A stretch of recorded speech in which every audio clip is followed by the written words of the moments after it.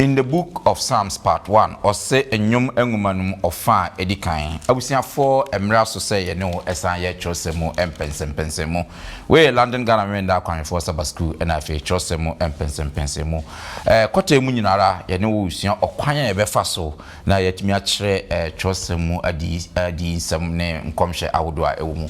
Ye ne we ye adisua ne bebre na achi mu no ye be say no hwe adisua etoso enwotwe. Atifi asem no o se nyum manmu Alpha edikai etwe ho abasisia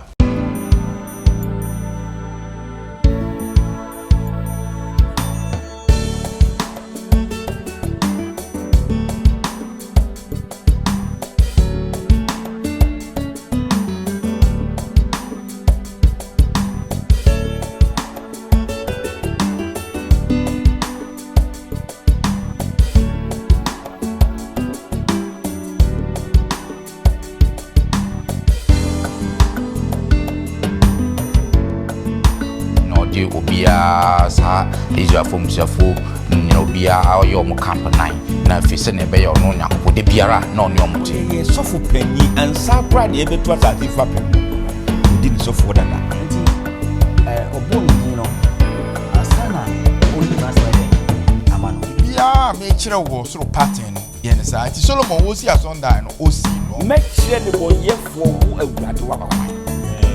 That is all what we have to do now.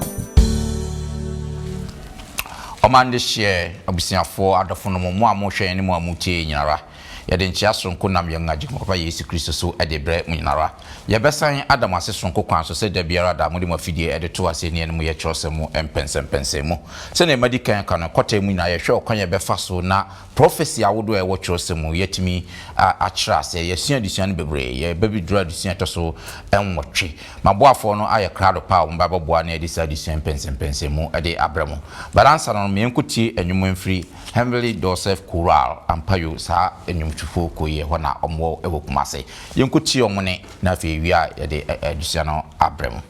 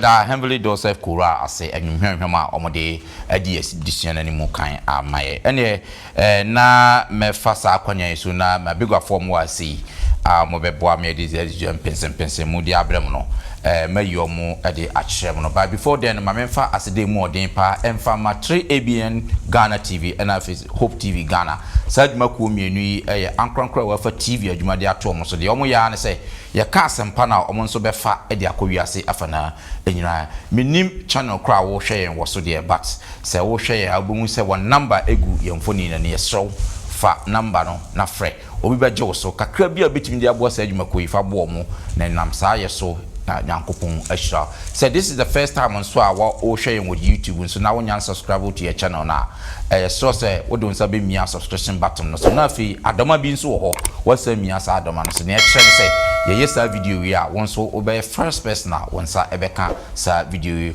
once a ka announce wa wo so e dia ma unia ma menhwe efidie mu ha say wona Yankopon na mo so na sa na otwe ye di addition e de bra me dem so for Bismarck Mensa and ye wadom me sign ewo Foster Chum eka me ho wase Penny Foster ye mo akwa great me that's pass and so to nsafro watimi aba me ko manimu a elder akoko kire and so eto no Penny kire ye mo akwa me that's say elder ye to nsafro watimi aba na me ko manimu nso a elder Hansen Asamoah so and eto no dance ye mo akwa me that's say and so na aba na fe John Mensa Thompson so and eto no na Penny yamo akwaba yenua Bismarck yo medam asese mu nyina ye mojepene na mabase ye mfa adusua sei emfa mbre yen adusua fo ende na ye be si utras e be si utras be bia obi ahorase na ma John Mensa Thompson emompaye emai John Memompa yeda wase ndimafo yeda wase ye kyerɛkyerɛfo yeda wase nyame a wo boy yen ende dey so ayope no wadom se ye mesua wo ho nsem yi eye wo nsem tini strong se beka ye ho na ma asem be free anu aba no enye ne onyanwome opese wo ma etie so bi etie yen na se wo how bia ma wasem enye arekyekere emma no so bi ewa manie bia ma wasem emma no arehyimu so bi ewa yare bia ma wasem emfa ayaresa emfamra so bi ni da so asa Kristo ne strong se ma wasem emeni da so emra beka ye ho na ma wasem ebe enye ne ebeye esubura atena yemu na ma wo ma yasebianom ebrebia nsu komode yen na yetumi atena se atwen wani wo Jesus Christ wo dem nti amen good great I think the last week na ye share lesson 7 no nkom share fapem in fact in that lesson you hu sene na Isaiah shrine bi to no so na fi hu se sa ono krampo omfata na emom onyankopon bofo e de ejabet kan etechema na ote no ho na fi hu se de obetimi akoye onyankopon adwuma o se ewrade sumame afin so yes hu se adusua na mu sene onyankopon enam ne nkrofo so na oda no ho adi obetena Israelfo mu na wo ye arrangement kama de ma Israelfo sene be yo no onyankopon e ba be duele omu etinode obia sa Israelfo musafo ni obia yo omu camp 9 na fi sene be yo no onyankopon de biara na oni omuti na so ayero 7 say ko duru ba bi na fi omu ampesa arrangement no ko twe omu de ba mu no na ema ye nyina ya question e wo mu ne say won so arrangement be na waye a opese nyankopon ne obetena na sa arrangement na de be na wo ya wo de be pam nyankopon presence afri wo so pe sa addition na last week we share channel na e wo ho no betimi back na fe wakwa kutie na wo hu se na obehu addition se na edidi so na otwimu no ye hwe enwumma no mu ofa edikan se na munyina munim no se ba adisem nkomhye prophecy ankasa meme na kwanhwefo pa na etimi trase ne yakase ye discuss na in most of our discussions no na symbols no ne nyama nyina no yekofa ebi free apam dada numu stories bibrewo apam dada numu mayete symbols na ewo adisem numu and one of the books eboa yem pa mayetimi nyasa symbols we nti ase ba ko the book of Psalms enti na ochi mu no yebehwe Psalms nso okwan ya obeboa yen nwumma no okwan beboa yen na yetimi ate some of this nkomhye a yehunu wo adisem enimu ase na maboafo no eba beboa na fe yede ehu addition ede abremo but yendi kan fa ye kyerosem na yenhwe yenka abosema yede hwe yen addition no mo ewo adisem wo mane eche yedu enan imu baako Revelation chapter 14 verse 1 yenhwe ne o kan wo hono mo Almighty radiasem asena mi hui na hwe adwama no gina Sion beposo ampem o ha dia na a watwere ne din ne naja din ewo moma so eka ne ho amen Amen. I think say yen ka abosem we beba addition mo because ebehia nchechemu bi kakra nti me no betwere ha me pese mekọ ho bebre ba ye kwa addition mu no ebebam na fe maboafo no ababa mu ne trust no pese ye ti ase e wase nti yen hwe ye addition no so e wase wase yen sofo peni no our high priest yen sofo peni no Hebrew kan asem bi wo Hebrews chapter 9 verse 11 to 15 Hebrews chapter 9 verse 11 to 15 yen hwe asem a Hebrews eka e wo hono na fe yen baba mu enti radiasem nanso Kristo a oba se enipa ebeba no ho sof pani nam ntumada eso na epe echenso so a wanfa nsa ansie ene se emfri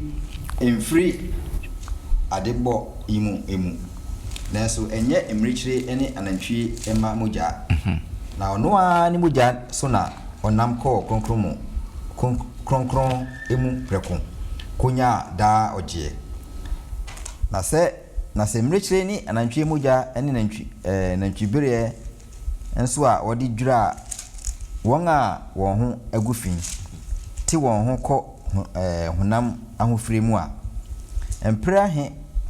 emprahia na Kristo a onam da honhom so de ne ho bo afode a ho enidem ma onyankopon no moja rente mo ho ahonimu ho emfiri enyuma funu emu enkosum onyankopon a otiase yenti ena oye apam foforo ntem ginafo na owu a owude ye kane apam no emu mfomso eho agenti yes won a waboda ajapade edin afre wono enya boche no amen good ada yen hwe we yen yutu osam a efa Kristo ho se yen sofo pani a owo soro konkron bia sa yutu osam we no edien na yen efa dwumadi a Yesu Kristo edimaye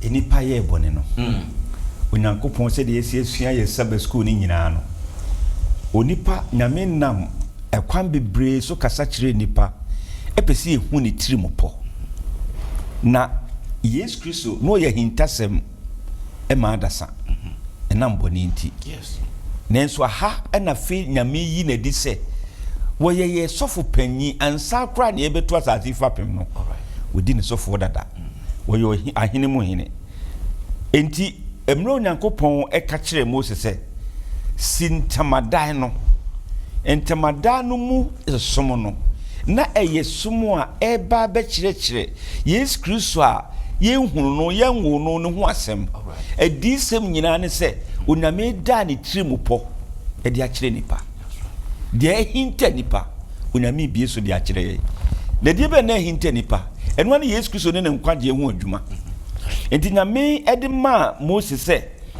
onsi entimadai wasase so o ka chen se do it exactly how I show you said esi wosoro de no God was so concerned adintra if he said Christ our high priest e ho no ba be yadwuma eti bibia wo mo ye no so no etire na kron no saa so na ese happen wasase so enti nyame man guidelines no enti bibi ahomakura na ho a it was pointing to Jesus Christ. that's right se kapo kura ni siwa pointing to Jesus Christ.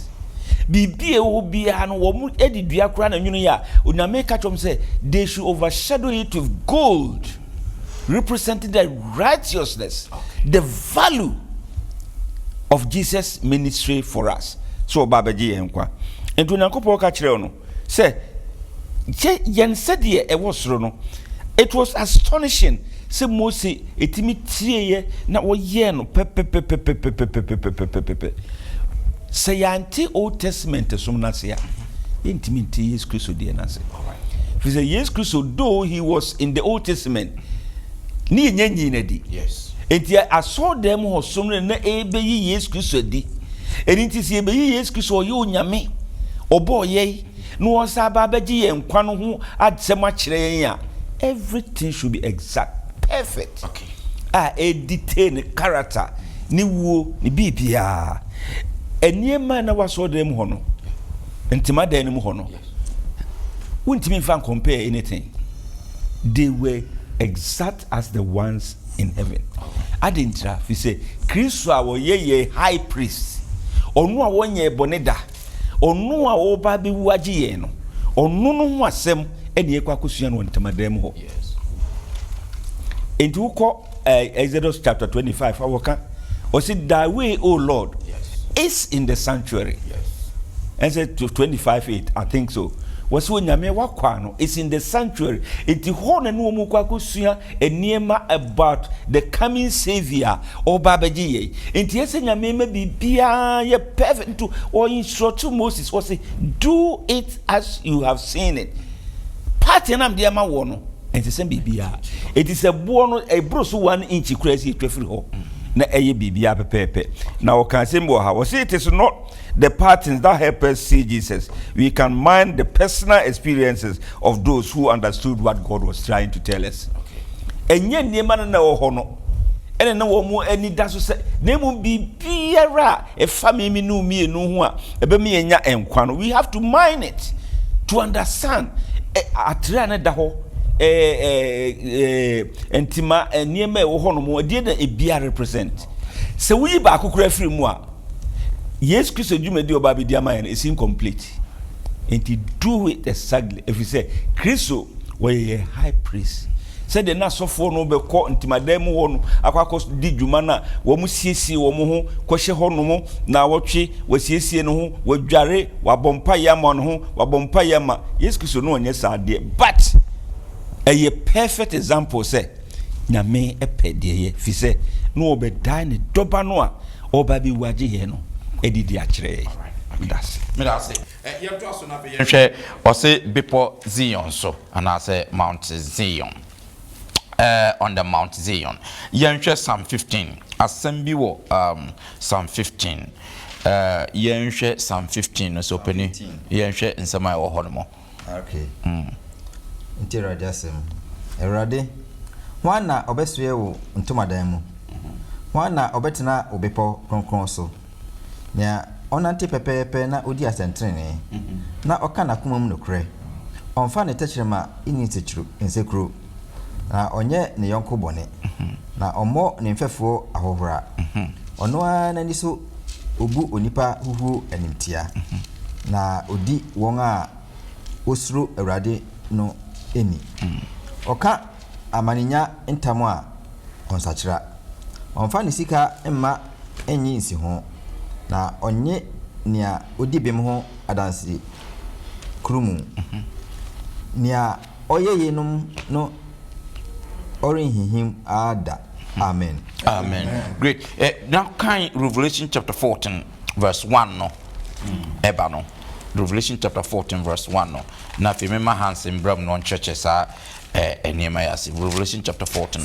verse 1 verse 1 no yen kabo 7 no na mi hunu na hwe adwama no gina Sion beposo empim ohaduana nan a wakere ni din ne najadin ewo wo moma so eno eka ne ho amen good so yen hwe hands hwe description as some diama nkrofo a omugina bepo no so na hwe the revelation so akan enti ase ben ne nya wo san yito sem we ho that's it inia say e ntoaso a ye de toa ne a opani chechiri mu no say this week in nyame adom mu ye hwe enwom enwomanum kwan ya yebefa so enya nkomhye emu ntiase ene symbols, allusions and characters, images ahodo a ewo mu a ebeboa ye ntiase enemre mu eno nti Psalm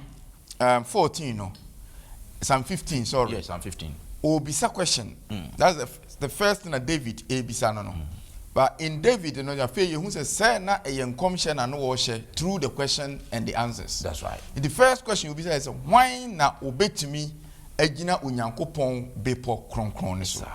That is the first question. In the first thing yemisa say nyankopon bepo kronkron no any dey enti in allusion and as an image and a symbol ye kan ho asem no the first part ni na all kan nyina na all kan Mount Zion na Mount Zion ewo the east of Jerusalem eho na womo ede asondan no esi in fact asondan ankasa de nesi Mount Moriah bebia Abraham senka odi Ezeki kobo afode no it that twin mountains no eho na Yakopon ma Solomon esi asondan ne si it adenti why Mount Zion and why Mount Moriah iti Mount Moriah ya aforebo a oka say Onyankopon be kire oguama a wode bebo afode. That's right. Iti in true image no na kire say Moriah bepo no point to oguama bi ano eden wo ba ana ye Kristo nti o ma o musi asondan ni si wo say asondan ne ntomadan ni musuma hodo a na efa Kristo hu nyina no enkoso wo biaye ho as a symbol of what was coming. That's right. Mount Zion eye bepo a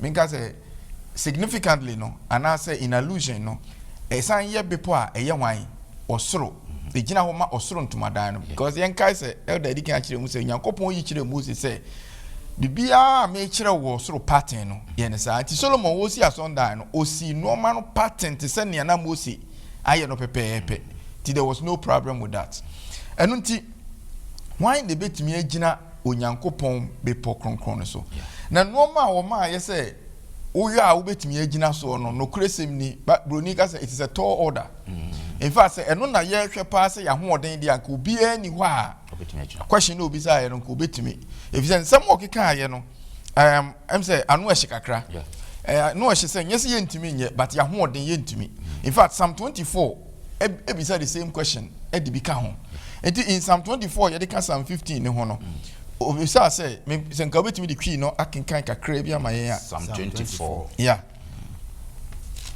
enyom adunu 9 no say asase na do nyina ye Awurade dia wiase ne won a otimu ewo no na ono na ohye ase eposo na odi etintim asukase so hwan na obefro Awurade bepo no na hwan na obegina ne tenabea kronkron ho good nti won say we bisa the same question no bisa the Psalm 15 no yes. It is the same David no waka say nti to aso no hwe answers o san man ni biem ti say ne wo man ye no a afi odi bia ka ho nya efi eni ne nsem na nakoma muti nya oma ne kra ani nsa awude na onka nkontompo entem ono na obenya Awurade nsem nhyira na ne nkwaje Yakopon ebe buno bem ye ne won a wope na chiri kwan no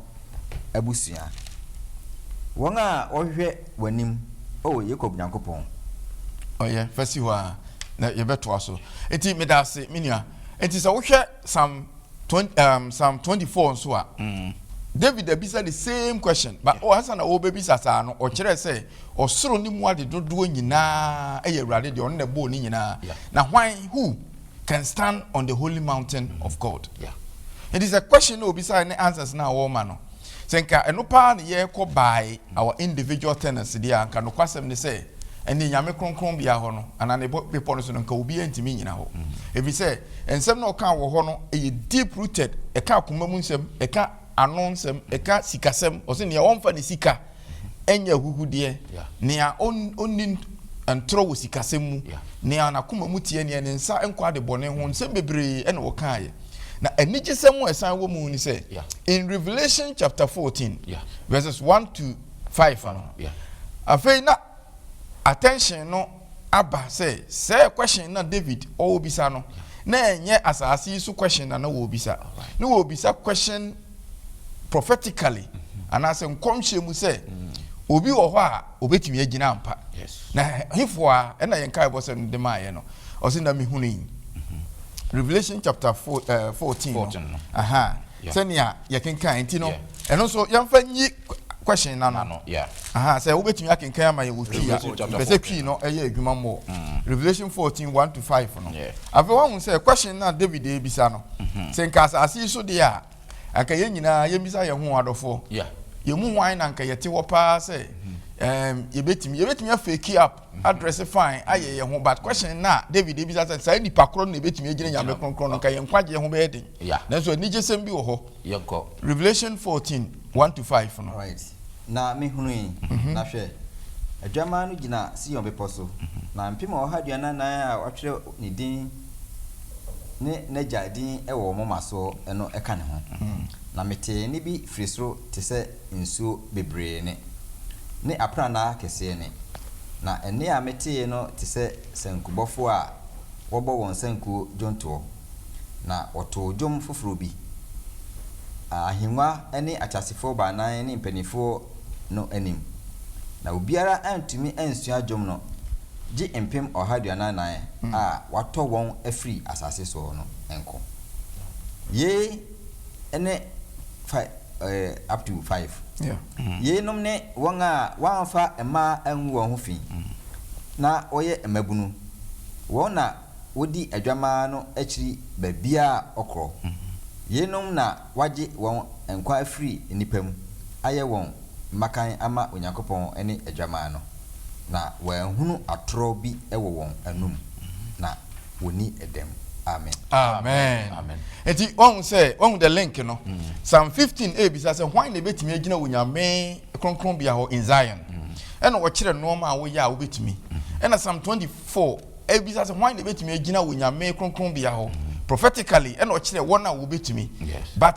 again ne ye bisa ya ho say ene ye be den eti wo ba adisem a ena obe unlock David prophecy na oyeye no say nkrofo mbetimi agina kronkron bia ho no ye from 144,000 ye na ye beka ho asem on there it's not the numbers it's a symbolic number because o kire say wo mo ne nkrofo a wo mo di ogwama na chi awia ne anadwo which means say although say den say ye nipa sumu ye betimi aye de but in Revelation no David o kan wanfo ogwama ambam but Revelation ye ogwama bi oye Yesu e kire say yes it is difficult in our own righteousness see ye betimi agina wonyame tenene no anim ewo Zion nanso ogwama no aninti ewiase aye agede ene ni moja ne ni tumi mu no se yedi na chi ewia ne anadwo na yede ye bibia ma no a although it is difficult in human terms no mrema yensi ye bedi na chi ti ye be part of it ti ma me fa we ntwa to say in Psalm 24 no the last part no Psalm 24 last part no o kire say Ellen White e kire mu very well o say sa part na David kiro no na eye prophecy about Yesu entry na or enter heaven. All right. It is Psalm 24. Let me say you can see baby. Say opening ube be Psalm 24 na me fa nwie masem no. Psalm 24 no. O ma yen enoma hodo a wo ya ubetumi ekonya me kronkron bia ho. Okay. Nanso owie ya no switch attention no to obi. Okay. Oye ogwama no. Yesu Kristo. It is Psalm 24. Wasaya mayen triumphant entry bia eboa yen ma yedi nkuni hu se eno na o ka ho asema kire no bacho for free verse 7 no verse 7 no emra Yesu Kristo di nkuni mu a o ko heaven no o de ne ho ko kire no asembe na David ka fa ne ho in prophecy verse 7 8 to 10 ose mo aponkese mo ma mutiri so na mo titi apono montre mohumu na animonyam hene no na animonyam hene no enhyemu hwane animonyam hene eyi ayerade otumfo kese obrane erade a oye obrane okomu mo aponkese mo ma mutiri so na montre mo tete apono no emu na animonyam hene no na animuonyam hene no nhyɛ mu hwan ne saa animuonyam hene yi asafo Awurade ɔne ne animuonyam hene no amen amen. And it's a it is a progression of thoughts. Okay. David bisa why ne betimi agina wonyame kronkron bia ho Zion ɛna ɔno ayi ano nkrofo on betimi agina ho but wohwɛ saa no ma na ɔka yi nyina no a Kristo nkoa ne obi a ɔwɔ the power otimi yɛ saa de no. Okay. ɛna ɔde yɛ call Psalm 24 ɛna obi say the same question ɛna ɔsan ma normal hodo obi ɛno nso yɛ Kristo ne traits. Okay.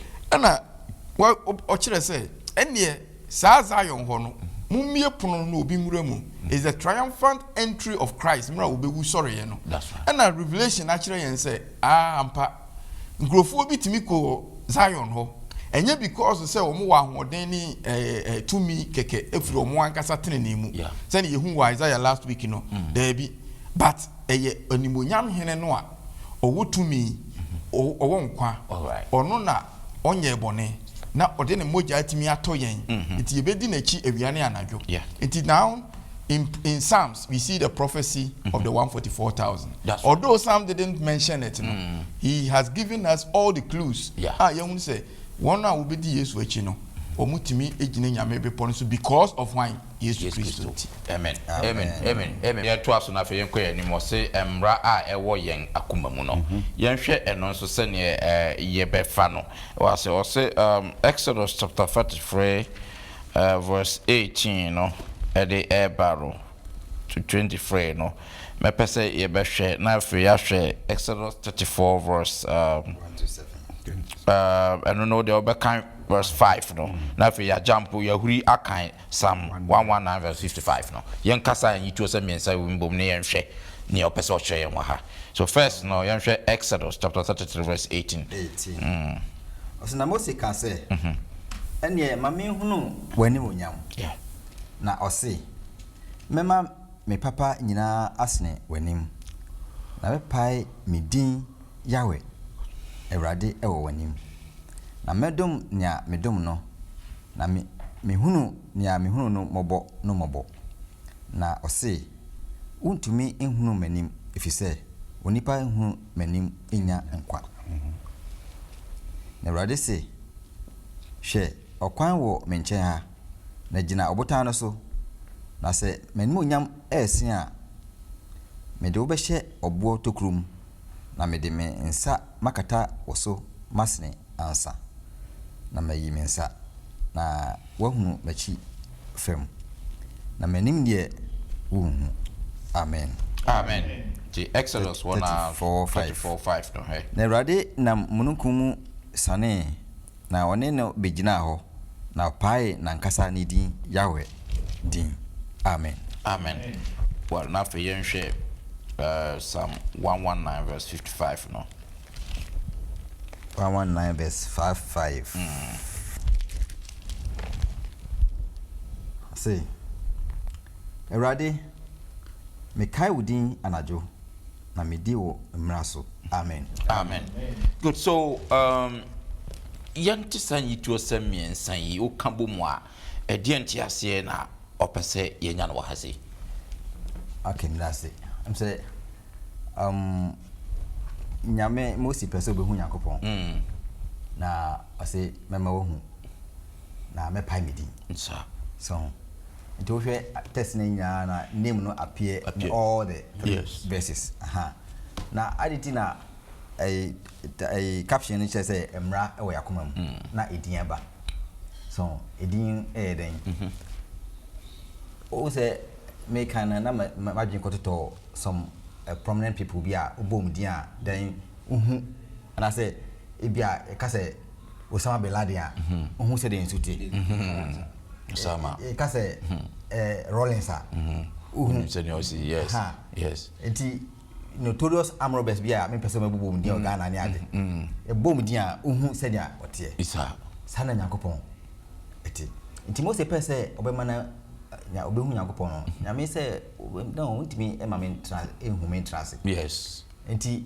obo ni din na che say edin no e na nimu nyam na edin no goes with subai that's right enti ni din no ni suban ana ni suban no nso emransem so it's a transcript. Yes.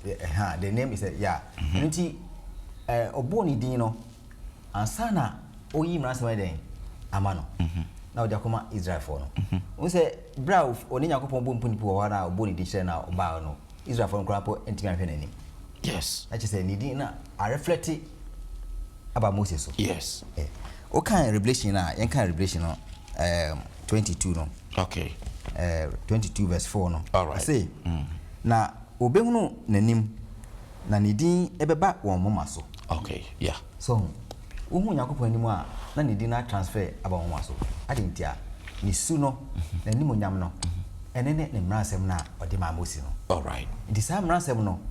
Ye di mransem no so a yes you be reflect the character. That's right. Nti sapepe no de mayen nti yesu yakopon mra na yeah ebe boayen me hu yakopon siban no bi so hu yen a isan say yesu ya ne mransem nti no yes so you be reflect yakopon character. That's right. Ani pagina so me da se pass why and very simple sir e de ama me to aso ne show say enwom enum no Psalm 5 it's a very beautiful psalm over there. Yenhwe Psalm 5 yenhwe sene Psalm 5 what's the anwene asem no ewo ho no Psalm 5 Psalm 5 see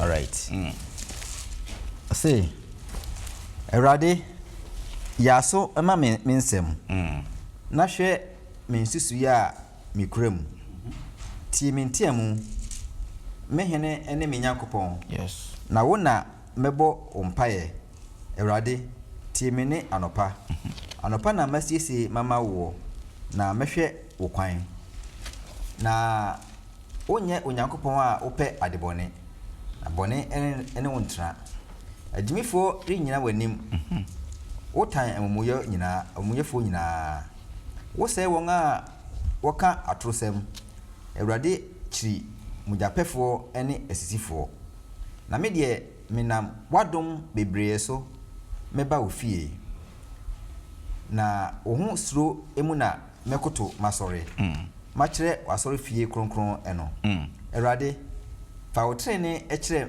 mekwan won a wotaminti tene wo kwan ewo manim yeah na won anum eni no onum eni no kwasem bi yeah won yam wo emusuo won menewa eye eda abue na wode won tekirema edefe Onyankopon bu wonfo ma won pon emfiri won aginatu ho yeah won mrato bebre enti sun wongu na wasore etiawo na ma won a wodwane betoa wo nyina enenye yeah na wonfa ahosan nhuru da efise wakata won so yes na ma won a wodo udin no eni nka ho na wo Ewurade wo hira oteneni yes wo de ani so etwa ne ho ehia se echem amen amen what's the quotation when they have some similar language Revelation chapter 14 ewo and Revelation chapter 14 would they just read 11 and 12 no na Mema Thompson emblem wa hasi 11 and 12 Revelation 14 11 and 12 no say na won ayaya de wisie befro so dada na won a obekoto aboa no ne honi ene obia obeje ne din agiraye no rinya ohome awia ne anajo hana hotefo bo asetowo that's right won a okura Yakopon ahyede ne Yesu Kristo jidie mu amen wait Thompson yan show san yituo semi sana yansinti asefa na adusua ben na ode ma yen wa ha Bismarck medase echia etiefo ne ahwefo nyina se yehwe tresem a insane bebre wo ho a eye interconnected that's right and specifically is where Old Testament na no kan nyina no bebre na ye prophecy for failure in the New Testament yeah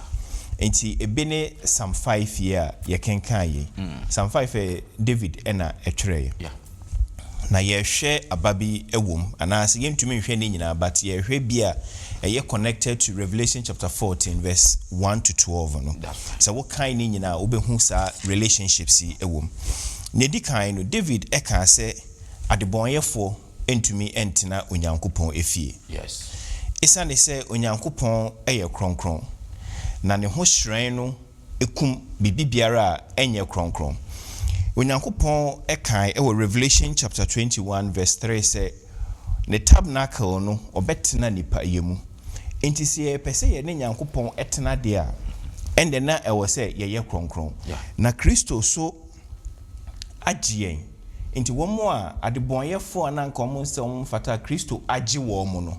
Kristo de ne tenene no akata saa nkrɔfo no. Enti wɔn betumi atena onyankopɔn anim. Wɔn betumi atena onyankopɔn kronkron yɛ mu. David ɛtoa so ɛwɔ verse 7 no ɛka sɛ Maminkai verse 7 no. I say, but as for me, I will come into your house in the multitude of your mercy. Yes. In fear of you, I will worship toward your holy temple. Yes. Odisro ebeba onyankopɔn anim. No aba abesom. Yeshare Revelation chapter 14 verse 7. First time pacho so betumi akan my 14:7 no. Mpese wo kan twi no emaye. 14:7 no. 14:7. Yeah. Yes. Say. Na ɔde ne kɛse atie mu sɛ monso onyankopɔn na monhyɛ no animuonyam ɛfiri sɛ n'atemmu dɔn no adu. Na monkoto nea ɔyɛ ɔsoro ne asase ne ɛpo ne asutire no. Amen. Amen. So Revelation chapter 13 worship account a ball so 5 times. Ɛkyerɛ sɛ ɔsom ehu hia nyankopɔn. Na enim sɛ wie yɛbrɛ mu so ɔsom ɛbɛyɛ adeɛ kɛse a ɛde the great controversy no. It's about worship. Yeah. Why na yɛde enidie ɛma no? Why na yɛde obo ɛma no? Why na yɛsom no? Sɛ ɛyɛ ɔbonsam anaa sɛ ɛyɛ Kristo. Nti decision bi a yɛ make ende no, yɛ make either sɛ yɛ make ama Kristo anaa sɛ yɛ make ama ɔbonsam. Na David ka ɔsom nanso na ɛyɛ nea fulfill in Revelation sɛ nipa nyinaa ɛba bɛsom onyankopɔn. Na ɛba bɛsom nyankopɔn a yɛde esuro ɛne yɛde ɛbɛba n'anim. Esane sɛ n'atemmu dɔn no edu. Ɔtoa so ɛka sɛ ɛwɔ Revelation chapter 14 verse 5. Ɔsɛ wɔn mo a wagye wɔn mo no, there's no deceit in their mouth. No krenkoa ɛna wɔ wɔn anum. Ɛno nti wɔn mo ano kasa ɛna wɔn dwumadie nyinaa no ɛyɛ the reflection of God's character. Ɛhɔ na ɛmɛ dɛ paa. Ɔsɛ their deeds and their words a reflection of God's character. Esane sɛ Kristo ɛte mu a na woyɛ nyinaa no esane sɛ nyame yɛ kronkron na ne din ɛda wo so na ne din ɛyɛ ne character ne nti ɛsɛ wo so wo reflect onyankopɔn ne din ɛda wo so no ɛyɛ ne suban na ɔde esane ne din ne nti wenya no. Afei David ɛbɔ mpaeɛ no ɛwɔ verse 10 no. Na David bɔ mpaeɛ sɛ nyame sɛ n'atamfo a wɔyɛ de bɔnyɛfoɔ mo tan no de nyame empam wɔn mu nyinaa engu. Ba Kristo so yehu sɛ adebɔnyɛfoɔ anka yɛnsɛ yɛmfata no ɛyɛ yɛn ɛna ɔde ne mogya no aba abɛtɔ yɛn. Enti nyame ɛtwe yɛn aba no ho. Na David ne mpaeɛ deɛ na anka nyame mpam wɔn mo. Nanso nyame ɛtwe yɛn aba no sɛ ne ɛbɛyɛ a yɛbɛnya dankwa ama yɛn kra. Namdi twatoɔ no yɛnhwɛ Psalm 5 na verse 11. Ɔsɛ, but let all those rejoice who put their trust in you. Let them ever shout for joy because you defend them. Let those also who love your name be joyful in you. Say yɛde yɛn ho ɛto nyame so na sɛ yɛgye no di na yɛde akoma nyinaa se ne so a he would defend us always. Na de biara da n'ani gye bɛhyɛ yakoma mu ma yɛbɛtie mu aka ma afoforo aiden ate obi a ɔne nyame nya encounter biara saa de pontumi nka na no ntum sɛne Isaiah hyia nyame no wanka na no antum enti sɛ yɛnso ne nyame nya sa relationship na de biara de bɛpɛ mu aka nyame ne tumi ne nokre ɛne ɔgye a ɔdagye adasa nyinaa. Medase openi Tom se sene wa kama na fe yen hwe ne di awie na fe yen fa nsoro yen adesua no so adesua no aya kama pa we say no wo say teach transgressors your way church mratofo wo kwan King Kai friends nyunguma na etwe aduonum baako yimu nso no kopem dunum no was David Empire no yenhwe nsem potitiri bi wo ho na fe yenhwe se ne onwene nsem no wo ho na yenhwe de sen betumi asua film mu 51 verse 7 Psalms 51 7 to 15 no say fa adwura yi me ho bone na me ho afi dware me na ma efita asen suhyirema na ma menti anije ene abotoye mu nsem anompa a wabubuo eno adi ahurusie yiwani free me bone ho ehunta na pepa mamumu ye nyina onyankopon bo akoma emotie emame yes na ye honhom foforo a ase tim ewo me mu yes entome free wanim entwene na nye o kronkron ye honhom emfiri me so ma minya onkwaje ho abotoye mbio na ayem yie honhom enso me mu mechire mratofo wakwan na nebonefo adane aba won chen that's right onyankopon menkwaje nyankopon jimi free mu ja hofo emu na metechema ato otrene ho ahurusie dwom Ewrade bue mano fafa na mede mano machire wayeyi amen. This is a very powerful Psalms as Sabi say would they win him pie bo kram for they would be the book of Psalm as they call Psalm 51 na boss empire no de be achire onyankopon eda send the particular ayase the progression is so wonderful. Yes. From the tabernacle and obe describe we a character. Why the bit me at onyankopon bo pokron so no about 24 what's yes you dimintra but this is the point here as I say you say despite our shortfalls and our comings our shortcomings when we go back to the first lesson now who is in the temple odimaye Christo cleanses us yes otel ye ho enti ye character na ayeto order said the hands and kaya na ye hwa ye si ntimi nkọ ho bi no Christo Yesu are taking care of it already. And inti ami enye ni gie bi wo ye mu. Ye nya ho tobi, ye nya ho se wako ye bufo ene edu akogina court.